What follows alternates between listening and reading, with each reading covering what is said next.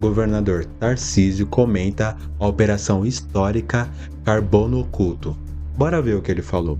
O organizado descobriu que lavar o dinheiro por meio do setor de combustíveis era um grande negócio. A gente, desde 2023, está trabalhando na área de inteligência para mapear essa situação. A gente falava do ecossistema criminoso do centro da cidade de São Paulo e nós entramos. A gente falava da atuação do crime organizado no setor de transporte público, nós entramos. A gente denunciava lá atrás a atuação do crime organizado no setor de combustível, nós entramos. E existem outros setores que o crime organizado tem atuado, que a gente já está mapeando e nós vamos entrar também.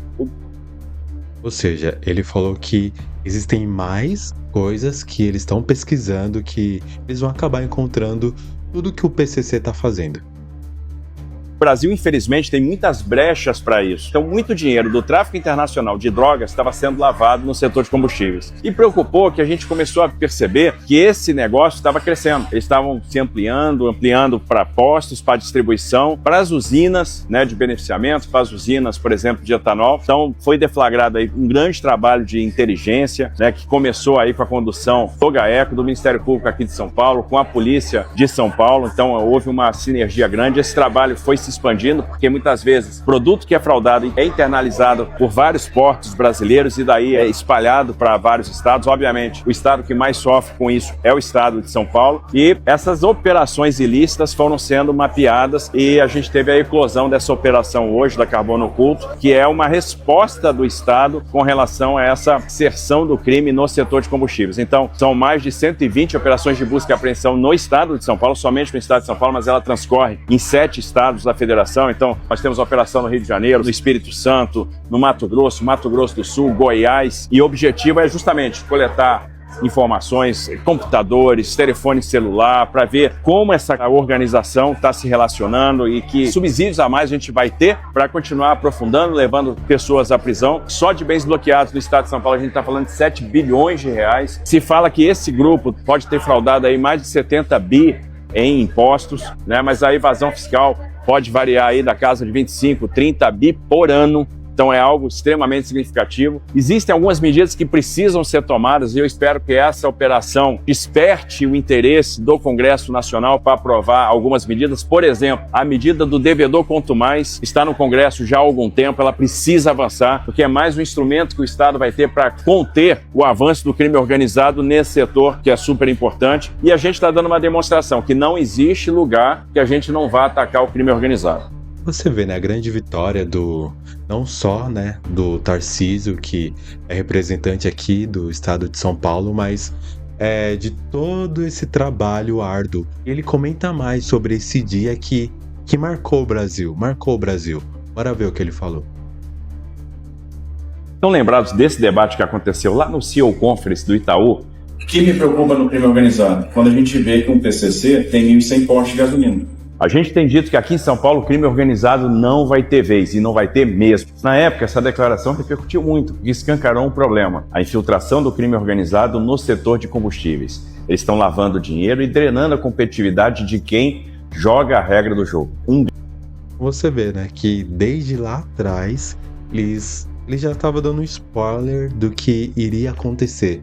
Eles já estavam investigando a operação que já está sendo aí há muito tempo, só que em sigilo, e agora, né, nessa quinta-feira que de fato eles colocaram tudo à mostra. Grande trabalho de inteligência começou a partir daí, que envolve o GAECO aqui de São Paulo com as polícias, e esse trabalho se espalhou para o Brasil inteiro. Esse trabalho envolveu o Ministério Público Federal, Receita Federal, Receita Estadual, a Polícia Federal, e hoje está sendo deflagrada a maior operação do gênero no setor de combustíveis, que é a Operação Carbono Oculto. A gente está falando aí de sonegação fiscal, e a gente está falando principalmente de lavagem de dinheiro para o crime organizado. Combustível que era internalizado de forma fraudulenta, transformado, adulterado e que servia para lavar o dinheiro obtido pelo tráfico internacional de drogas.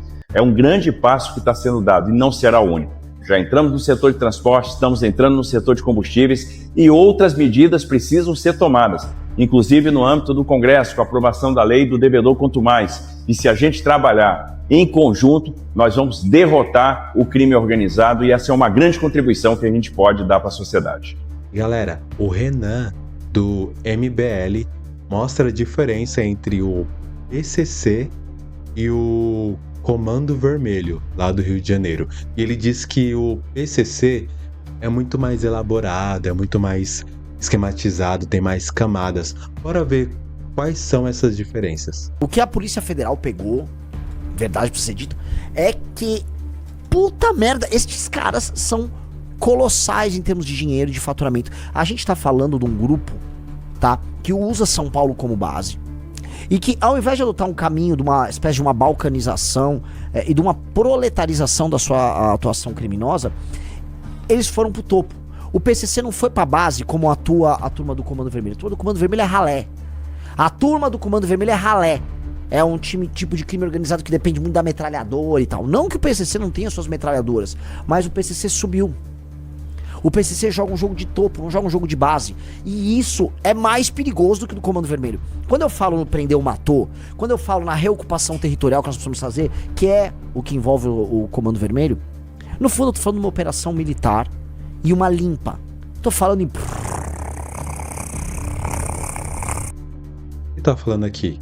O Renan tá dizendo que o Comando Vermelho não é que é mais fácil de confrontar, tanto que a polícia não confronta, mas você tá vendo o que tá acontecendo, ó.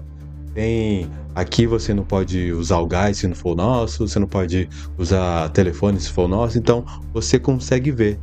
Mas o PCC é muito mais difícil de você detectar, você não consegue saber o que ele tá fazendo, de onde que ele tá surgindo, de onde que ele tá saindo, de onde que tá vindo o dinheiro, de onde que está saindo o dinheiro. O PCC tem muito mais camadas para você conseguir achar a raiz do problema. Certo? Prendeu, matou. Com o PCC é mais difícil porque é silencioso. É mais difícil porque se infiltra. É mais difícil porque compra. É mais difícil porque faz negócios com quem tá no topo. O PCC entendeu uma lógica que a gente comentou ontem no Dark MBL, que é uma lógica muito específica de fazer parte da elite. O PCC entendeu que você não vai fazer nada no Brasil se você não ascender a elite, se você não fizer negócios com o pessoal da elite, se você não fizer casamentos com o pessoal da elite, se você não começar a frequentar os mesmos lugares da elite. Não é a estratégia do Comando Vermelho e de outras facções que são, vamos dizer, grupos tribais bárbaros. Essas facções, como do Comando Vermelho, são como grupos tribais bárbaros. Você vai comparar, sei lá, o Comando Vermelho com algum grupo tribal que está envolvido em uma guerra civil no interior da África subsaariana. Aquelas mortes lá, os caras com os correntão andando numa picape, atirando pro alto. Uma coisa mais tribal, tosca, que é mais fácil de se resolver. Ela é mais assustadora. A face de um grupo como o Comando Vermelho é mais assustador. Mas não é tão complexo. O que o PCC mostrou é uma complexidade operacional que vai demandar da parte do Estado brasileiro um tipo de complexidade investigativa e um aparato burocrático e de inteligência muito mais complexo. Uma vontade política muito maior. Então, esta mega operação, ela confirma tudo que nós estamos falando e você que está nos assistindo tinha que ficar assustado. Mais do que qualquer assunto. Galera, e pra terminar, você acredita que gerou disputa essa grande ação Carbono Oculto, que houveram pessoas que queriam tirar créditos com isso? Bora ver a reportagem da CNN. Aqui, ó. Governo Federal versus São Paulo. Mega operação contra a PCC gera disputa por protagonismo. Bora ver. De acordo com a apuração da analista Débora Bergamasco no CNN, aliados de Tarcísio de Freitas alegam que o Ministério da Justiça tentou ofuscar esforços da Secretaria de Segurança Pública de São Paulo em operação. Por quê? O que aconteceu? Bora ver. A disputa por protagonismo teve início quando o Ministério da Justiça e a Polícia Federal marcaram uma entrevista coletiva no mesmo horário da coletiva agendada pelo MPSP, que é o Ministério Público de São Paulo, e pela Secretaria de Segurança Pública Paulista. Auxiliares do governador de São Paulo, Tarcísio de Freitas, interpretaram a coincidência de horários como uma tentativa de desviar a atenção do trabalho realizado pelo governo estadual. Ou seja, Eles alegaram que, pô, não é muita coincidência vocês marcarem a entrevista justo no mesmo horário que a gente também tinha marcado. Coincidência, né? Então você vê que até nesse momento esse grande momento que foi uma participação de muitos ministérios, muitos, não foi só de São Paulo e em mais de 8 estados, então não foi uma ação isolada. Por que isso, né? Por que querer ofuscar esse trabalho que foi feito aqui em São Paulo, né? Aqui na Faria Lima. Vai entender. Aqui é o Fala Gabs e até a próxima.